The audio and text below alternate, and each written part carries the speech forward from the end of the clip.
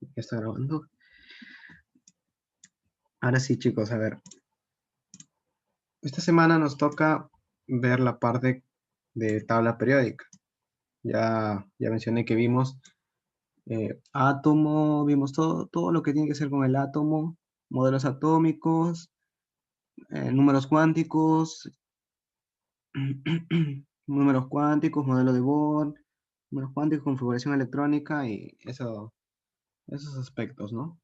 Bueno, ahora vamos a ver la tabla periódica, que viene a ser más que todo la forma en que los químicos y los científicos trataron de ordenar los elementos a partir de ciertas propiedades, ciertas observaciones que todos ellos hicieron.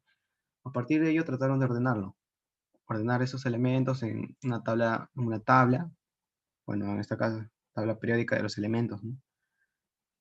Y también vamos a ver la parte de tendencias periódicas al final de esto, que viene a ser cómo es que tienden a comportarse ciertas propiedades de los elementos, conforme vas aumentando hacia la derecha, hacia abajo, dependiendo de hacia dónde estás yendo, ¿no? Bien.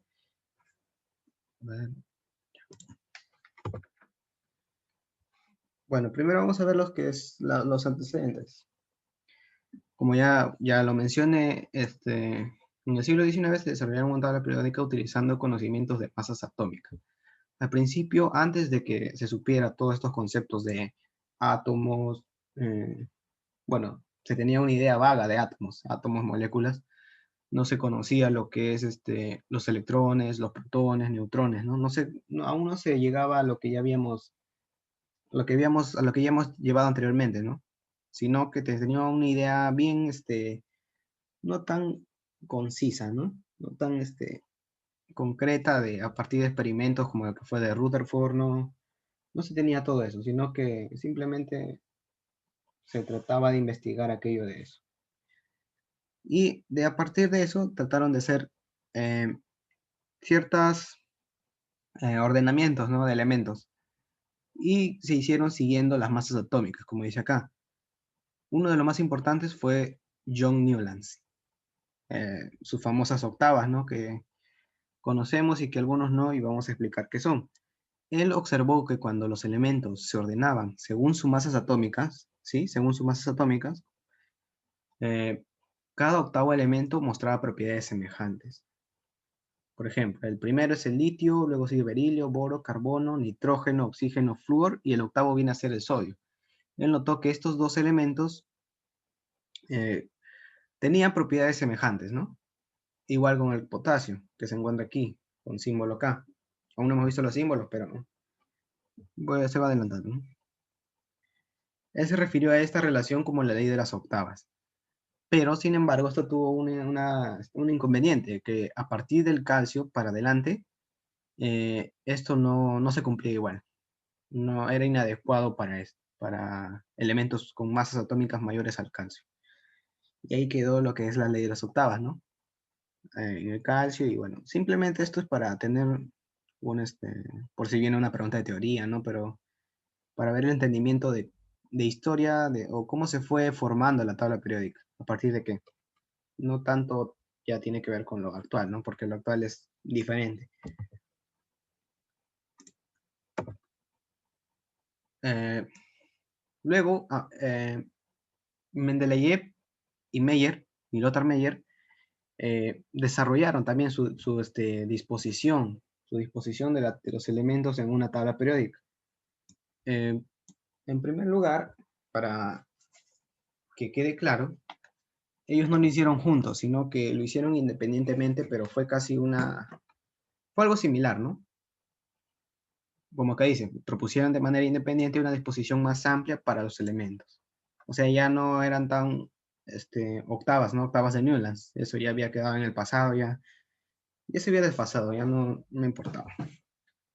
Meyer incluyó en su tabla 56 elementos ordenados en grupos y subgrupos basando su trabajo en propiedades físicas como el volumen, etc. Aquí el más importante es Mendeleev.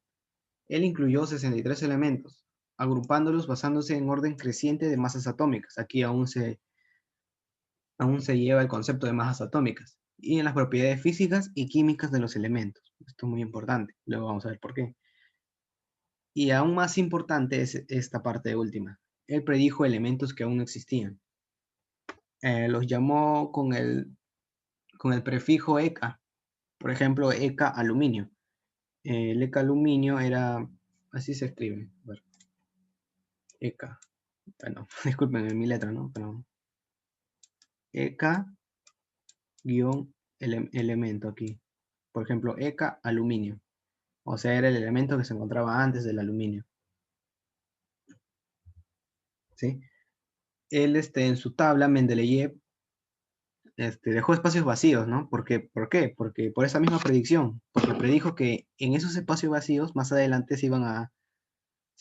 a descubrir nuevos elementos.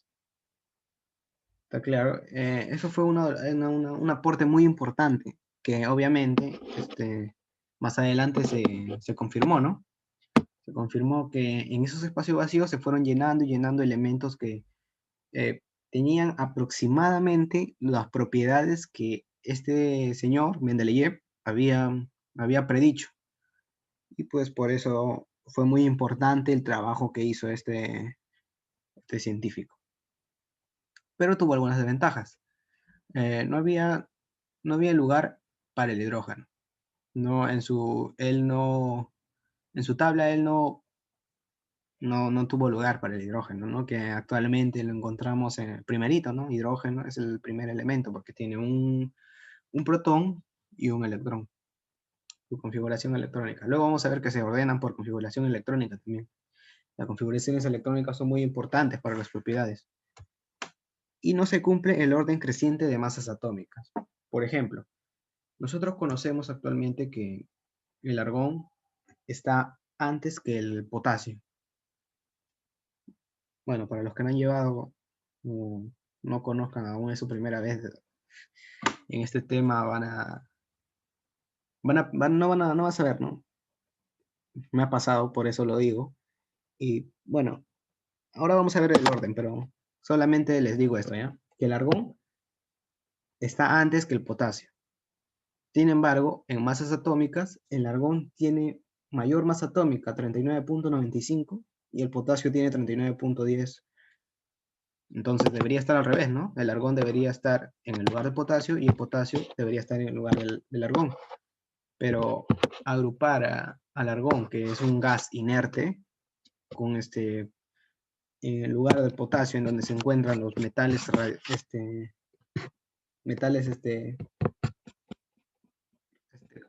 reactivos, o como se diga, perdón, metales muy activos, ¿no? Como son los del grupo 1, grupo 2. Y entonces aquí fue donde se tuvo esa incertidumbre, ¿no? La incertidumbre de saber que en realidad estos elementos o este orden o esta periodicidad observada no era por las masas atómicas en orden creciente, sino era por otra propiedad. ¿Qué propiedad? Pues no era conocido en ese entonces, pero más adelante vemos que esta propiedad se llamó el número atómico. Este número atómico fue descubierto gracias al trabajo de Henry Moseley.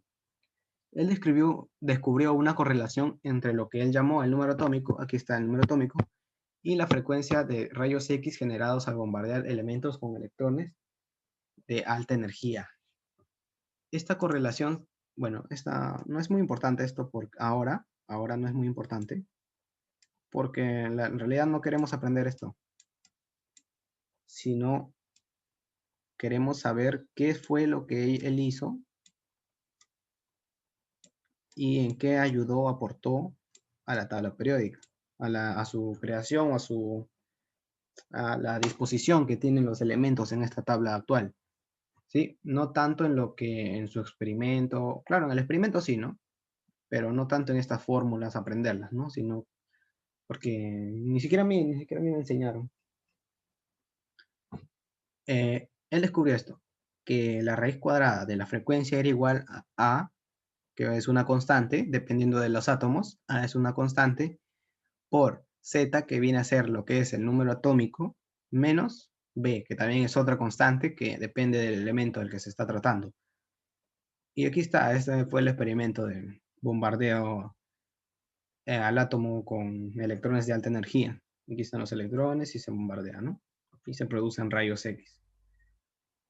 Y aquí está su ley, la ley del Moseley. Dice que las propiedades de los elementos están en función directa a su número atómico. ¿Qué quiere decir? Que a pesar de que hay unas pocas excepciones, él encontró que el número atómico aumenta con el mismo orden que la masa atómica. Y a partir de ello, tiene que sus propiedades también aumentan a partir del número atómico. ¿Sí? ¿Correcto? ¿Alguna pregunta? Esta fórmula no se la aprenda, no es necesario aprendérsela. Yo no me la aprendí.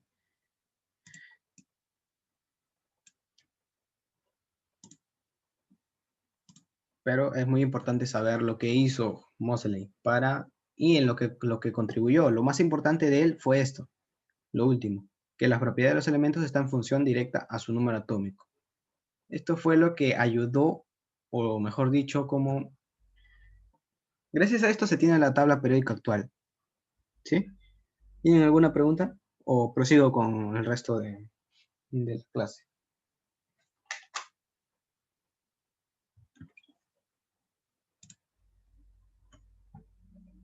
¿Alguna pregunta, chicos?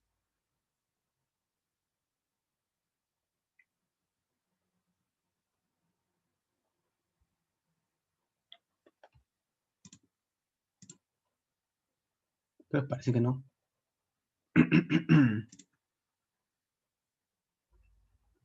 Ya, vamos a seguir.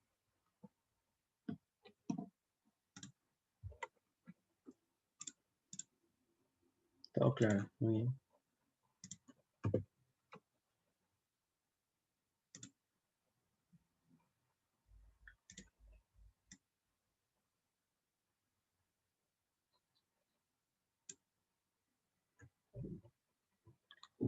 En 1930, Arthur Werner él fue quien diseñó la tabla periódica actual basándose en la ley de Moseley.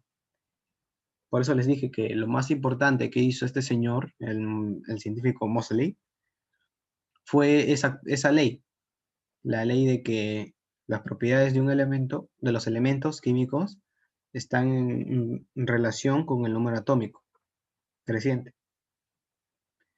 Y pues él agrupó en la tabla periódica en grupos y en periodos, ¿sí? En la tabla periódica encontramos lo que son los metales de transición, los elementos representativos, los gases nobles y los actínidos y los lantánidos, ¿sí? O bueno, llamados también tierras raras, los que están aquí abajo. Eso es lo que encontramos en la tabla periódica actual. Claro, hasta hoy es así. Si ustedes buscan su imagen en Google, encuentran esta misma tabla, ¿no? No es diferente. Encontré un montón de imágenes así, en la misma tabla. Y bueno, los grupos, ¿qué son los grupos? Los grupos son los elementos que se encuentran en una misma columna, ¿sí? Todos los que se encuentran eh, aquí en esta columna, en la segunda columna, tercera, cuarta, todos estos elementos eh, son grupos y presentan propiedades químicas semejantes. Configuración similar. ¿Qué quiere decir eso de configuración similar? Ahora vamos a ver, ¿sí? Según la UPAC se tiene 18 grupos. ¿Por qué? Porque son 18 columnas, ¿no? 1, 2, 3, 4, 5, 6, 7, 8, 9, 10, 11, 12, 13, 14, 15, 16, 17, 18. Son 18 columnas. Y por eso, según la UPAC, que viene a ser la Unión Internacional de Química Pura y Aplicada, se tiene 18 grupos. Y este ente, la UPAC, eh, lo clasifica con números del 1 al 18, columna 1, columna 2, 3, 4, así, del 1 al 18. Sin embargo, en Europa es diferente claro, es algo típico que también nosotros hacemos, que lo agrupan con letras, 1A, 2A, 3A, así en romanos, ¿no? 1A, 2A, 3A, y con B. Los metales de transición son con B, estos también son con B. 1B, 2B, 3B, así, ¿no?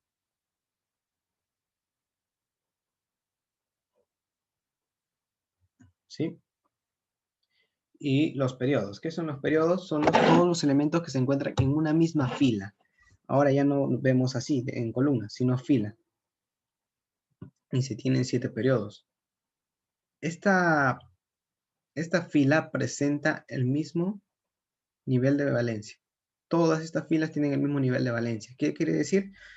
Que el n, el número cuántico, el que vimos en la clase pasada, el número cuántico n principal, es primera fila, todos tienen 1, el mayor. Segunda fila, todos tienen 2, 3, 4, 5, 6, 7, 8. Como su mayor nivel, ¿no? Su mayor capa. Y estos tierras raras también son 7, 6 y 7. No son 8 y 9, sino son 6 y 7. Prácticamente se encuentran aquí. Sí ven el puntero, ¿no? Aquí. Y bueno, el metal más reactivo es el cesio y el no metal más reactivo es el flúor. Ahora vamos a ver lo que es metal, no metales, o dónde se encuentran.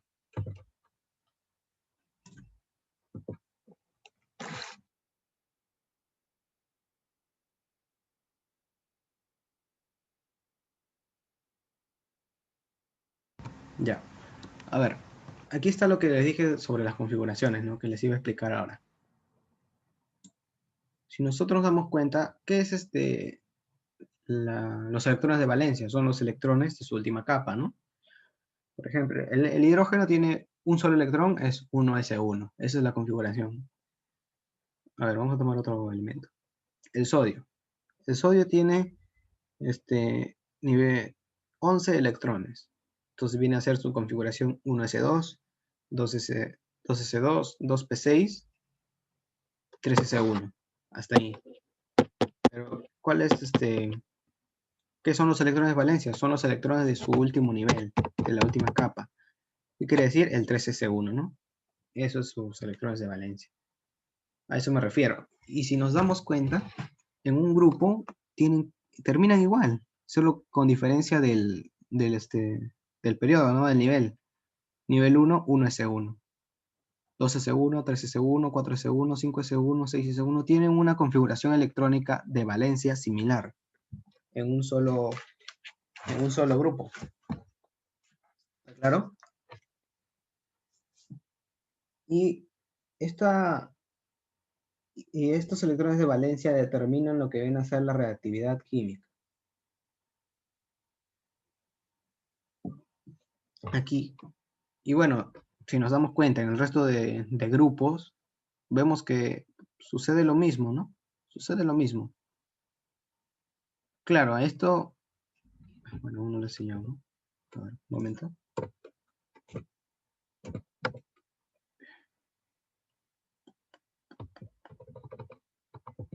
Bueno, ya, aquí la voy a explicar. Al principio les hablé sobre elementos representativos, ¿no? ¿Cuáles son los elementos representativos? Son los que se encuentran en los grupos 1 y 2, según Yupac, 1 y 2, y los que se encuentran aquí, estos últimos, 18, 17, 16, 15, 14, 13, desde el 13 al 17, 18. Todos estos son los representativos, los elementos representativos, ¿sí? Ojo a eso. Ya.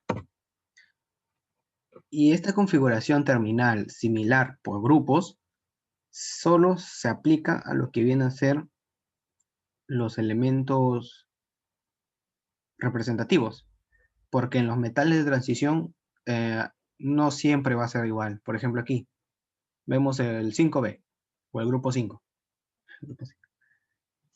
Ya, el 5B. Aquí vemos a un elemento que sus electrones de valencia son los 4s2 y 3d3. Luego, en ese mismo grupo, vemos aquí otro, 5s1, 4d4. No termina similar como aquí, que 3s1, 3s1. No hay esa tendencia, ¿no? No hay esa tendencia a terminar con la misma cantidad o una configuración electrónica similar. Como por ejemplo aquí, si vemos todo aquí son 7s2, 7p2, 6s2, 6p2, 5s2, 5p2, así. Terminan en similar, ¿no? Y los gases nobles que están aquí. Aquí hay una sección también, que no los gases nobles siempre terminan en NS2 y NP6, donde N es el número del periodo o el nivel en que se encuentran. Con excepción del helio, que siempre va a ser 1s2, porque solo tiene 2 electrones, ¿no? No llega a no tiene suficientes electrones para llenar un orbital p. Y así lo tenemos. Aquí ya están clasificados, ¿no? Por colores. Elementos representativos, aquí estaba. Elementos representativos están en un color gris. Los gases nobles, helio, neón, argón, criptón, xenón, son los más estables. Los gases nobles son los más estables, ¿por qué? Porque tienen sus orbitales S y P, los tienen llenos. Y esto se relaciona con la estabilidad en un átomo. Luego vamos a ver más adelante todavía lo que viene a ser octetos, ¿no?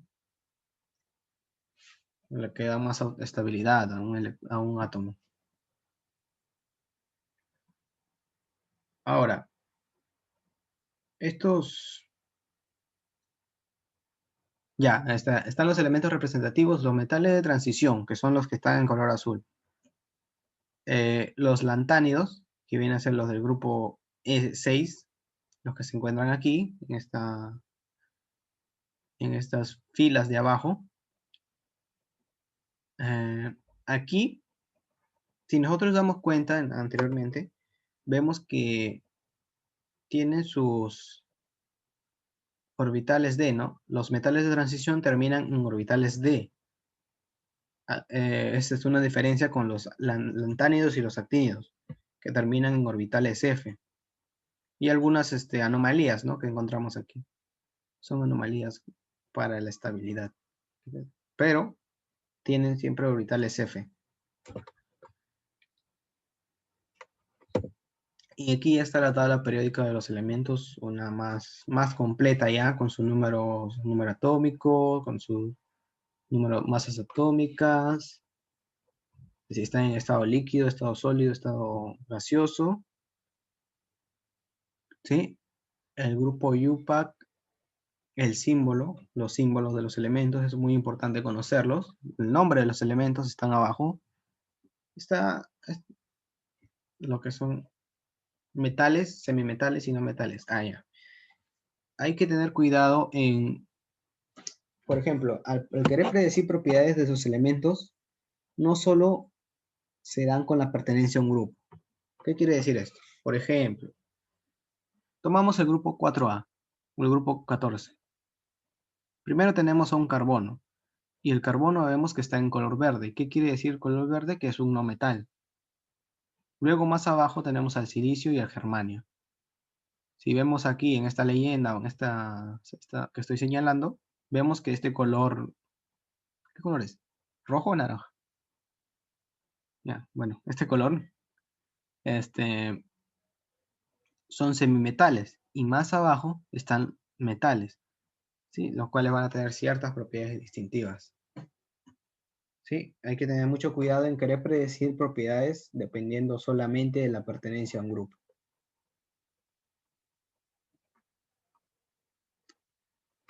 Ya.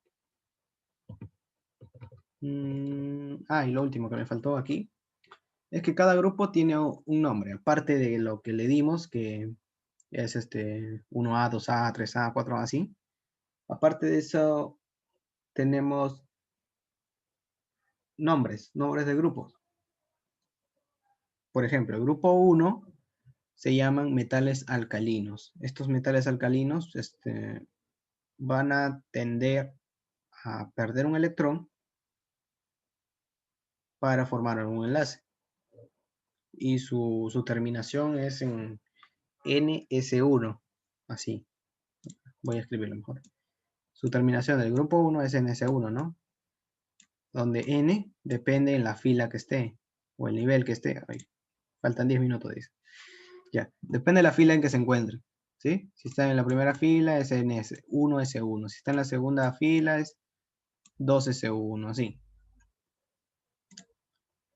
El segundo grupo lo llamamos los metales alcalinoterrios. El grupo que sigue, 3A o el grupo 13, están los metales térreos, los carbonoides, los nitrógenoides, los calcógenos, los halógenos y los gases nobles. Aquí los metales, no, los metales térreos también son llamados, no recuerdo muy bien ahora su nombre, poroides, pero bueno, estos son los nombres, ¿no? Los de abajo, los lantánidos y actínidos son las tierras raras, y los metales de transición que ya vimos cuáles son. Y ahora, ¿cómo yo puedo ubicar un elemento eh, mm, dependiendo si yo solamente tengo su configuración electrónica de valencia, que es la final, ¿no? Los elementos representativos siempre van a terminar o con S o con P. Siempre va a ser así. ¿Y cómo lo ubicamos? Pues es sencillo. ¿Cómo es que vamos a ubicarlo? Pues sencillo, ¿no? Esto ya creo que muchos lo conocen, muchos no, pero bueno. Tengo primero el primer caso. Vamos a ponernos en el caso de que tenga un elemento en el cual su configuración electrónica terminal sea ns elevado al alfa, ¿no? Que puede ser 1 o puede ser 2. En este caso, el periodo en el que se encuentra nuestro elemento va a ser el n. El n. Si es 1, se encuentra en el periodo. Si tengo el n vale 1, se va a encontrar en el primer periodo, ¿no? En esta primera fila va a ser o hidrógeno o L. Si n vale 2, 3, 4, depende, ¿no? Si es 2, segunda fila. Si es 3, tercera fila. Si es 4, cuarta fila y así, etc. Esto para elementos representativos, ¿ah? ¿Está bien? Ahora, si yo tengo mi configuración terminal va a ser igual a ns2 np y elevado a algo, a un beta, por ejemplo. Ah, me faltó el grupo, perdón, el de arriba. El grupo va a ser igual a alfa A. ¿Por qué alfa A? Pues simple, ¿no? O simplemente alfa, ¿no? Pero bueno, alfa A, vamos a ponerlo, ¿sí? Más sencillo. Alfa A quiere decir que está en el 1A o en el 2A. Y es correcto, ¿no? Porque los del 1A terminan en 1S1 o 2S2. S2, perdón, NS2. Los del grupo 1 terminan en 1A, terminan en NS1. Y los del grupo 2A, NS2. Y simplemente pueden pertenecer a esos dos, a cualquiera de esos dos. Ahora, ahora sí, para los que terminan en NS2, NP, beta. El periodo va a seguir siendo el mismo, N. El mismo N que se encuentra aquí o aquí. Puede ser 1, puede ser 2, puede ser 3, 4, 5, hasta el 7, ¿no? Periodo N. Y el grupo ahora va a cambiar. Se le va a sumar esos dos. Los exponentes o como se llamen estos. Vas a sumarlos. Por ejemplo, tengo 2 más beta. Ah, y este número que va aquí va en romanos. Por si acaso. Como vemos, 1A, 1 en romanos. 2A, 2 en romanos, 3 en romanos. Y ahora, ya vimos que el periodo es n, ¿no? Para esta terminación. Para la terminación. Para esta terminación. El periodo va a ser n. Y ahora el grupo.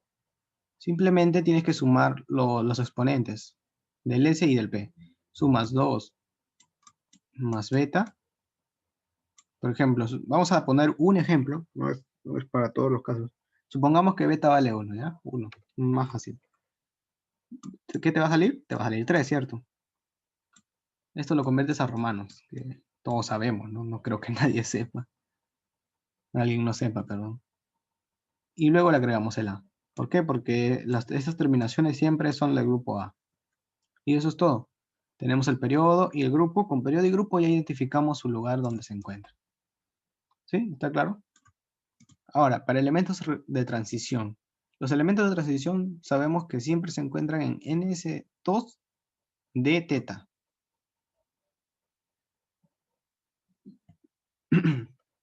¿Cierto? Y siempre tienen esta terminación. Bueno, no siempre, hay anomalías, ¿no? Pero mayormente es para reconocer. Por ejemplo, aquí vamos a tomar 4S2, 3D2.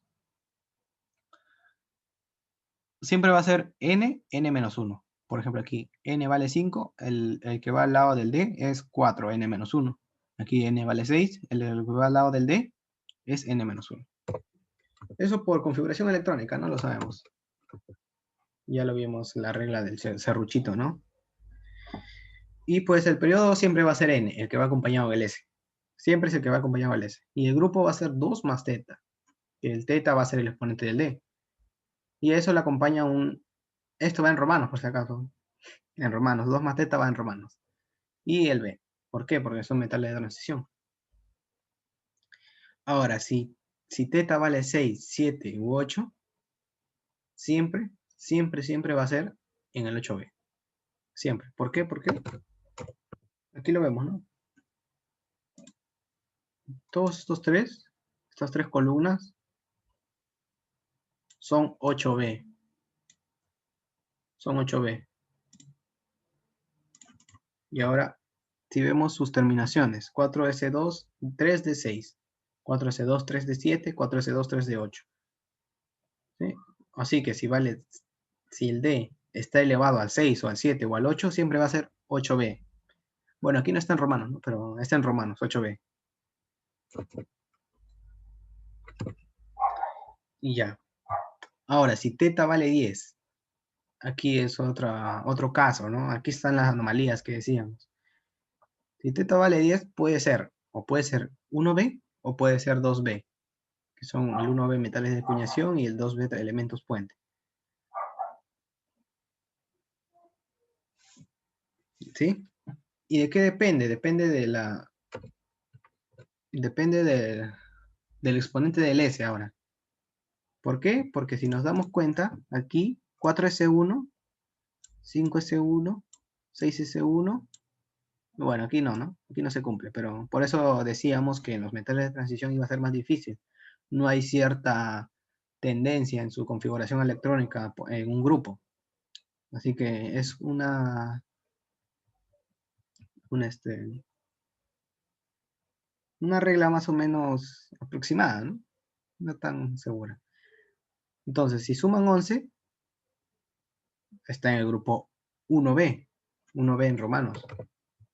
Si suman 12, está en el grupo 2b en romanos. ¿Sí? Es sencillo, ¿no? Si suman 11, grupo 1b, termina en 1, ¿cierto? El 11 termina en 1, 1b. Si suman 12, termina en 2 y ya. Y los elementos de transición interna o los elementos tierras raras, que son los lantánidos y los actínidos, los que están acá abajo, siempre van a ser del grupo 3b. 3b y se encuentran en el periodo 6 o en el periodo 7. Y bueno, hasta aquí esta primera parte, ¿sí? Vamos a cortar el zoom y vamos a volver a entrar para terminarlo. Creo que no falta mucho ya. No, ya no falta mucho. Sí, voy a cortar aquí y vuelven a entrar, por favor. Los que quieran terminar de escuchar, claro.